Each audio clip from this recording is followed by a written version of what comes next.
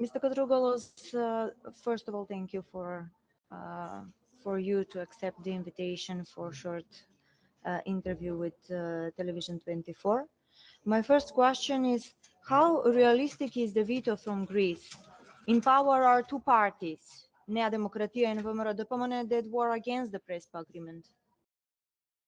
Well, you know, the Prespa agreement was based, according to its preamble, on mutual trust by the two countries, and indeed has, let's say, put an end to a very bitter dispute in a way that was in accordance with the core interests of both states. It is true that the right, both in North Macedonia and in Greece, was for populistic and demagogic reasons against the agreement. However, Prespa is now a reality. Nobody can sideline it. The European perspectives of North Macedonia are related and connected with the full implementation of the agreement. And of course, Greece must also fully implement the agreement. The three memoranda that are now before the European Parliament, and not just now, many years ago, must certainly be ratified. Do you think that only Skopje is to blame for the current situation? Or do you see also the blame in Athens too? I'm not blaming Skopje, I'm not blaming Athens. As I said at the beginning, I'm blaming the nationalistic circles in both countries. I'm blaming the populistic stance of the right political parties in both countries, and I trust that both peoples, the people in North Macedonia and in Greece, can override this stance exactly because it is not in the interest of the two countries. How do you comment on the fact that Greek Prime Minister Kyriakos Micotakis, after coming to power from 2019 until now, never once visited the country, which only a few months earlier became North Macedonia just because of Greece, and also completely ignored the Prespa agreement? Well, I told you before that I consider that what is happening from the one side of the border clearly influences the other. And we had indeed from the Greek right, let's say, a position not fully implementing the Prespa agreement. For instance, the committees about the commercial names basically never functioned.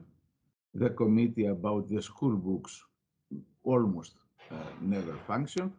All these are clear indications of what I told you before, that we did not have, unfortunately, after the end of the Syriza government, a sincere, let's say, willingness of fully implementing the Prespa agreement from the side of the Micotakis government. And it is an imperative that both governments now, the Greek government and the government of North Macedonia, are going to respect fully the international obligations that stem from the Prespa agreement. Current Minister of Foreign Affairs, Gerapetritis, said that Greek government was right not to ratify the three memorandum in the Assembly. How do you comment this? You know that former Foreign Minister, Mrs. Dora Bakoyanni, has said exactly the opposite. And I believe that she is right. When we sign and ratify international agreement, we are bound by it. And we must fully implement it, not implement it a la carte. Yes, but on the other side, the Greek Prime Minister, who is also the brother of Ms. Bakoyanni, said that the memorandum will be a negotiation weapon of Athens. And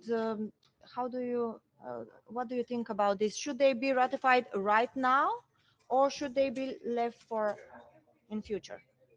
The memoranda should have been ratified a long time now, and the negotiation period ended when we signed and ratified the treaty, both of our countries. Since then, we have international obligations that we must absolutely honor. Yes. Aren't they also beneficial for Greece? What if Turkey guards the Macedonian sky? Absolutely. As I said before, generally, the Prespa agreement is an ideal agreement in the sense that it respects the core interests of both countries. And of course, the memoranda are going to serve the interests of both countries. It will be better for Greece to have, let's say, this neighborly friendship with North Macedonia. It is better for us to have Greek airplanes 5 minutes far away from Salonika than have Turkish planes 5 minutes away from Salonika. Mr. Kotrougalos, I've started the interview with the question and the constatation that now we have two parties that were against the Prespa agreement.